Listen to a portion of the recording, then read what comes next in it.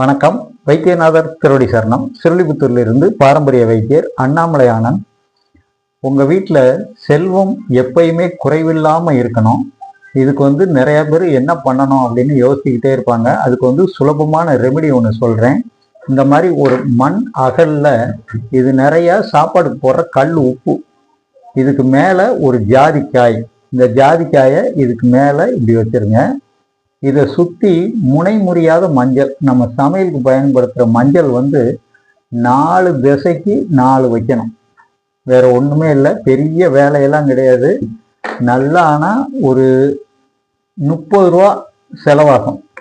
அகல், ஜாதிக்காய், உப்பு, மஞ்சள் 30 ரூபா கூட ஆகாது, ஒரு 20 ரூபா தான் ஆகும். ஜாதிக்காய் நீங்கள் ஒரு 10 ரூபா சொல்லுவாங்க, வாங்கிக்கோங்க.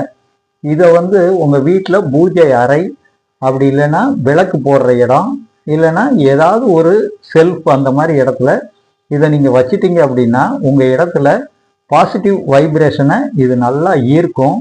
உங்களுக்கு செல்வ செழிப்பு எப்பயுமே இருக்கும், செல்வ செழிப்பு குறைவில்லாமல் இருக்கும்.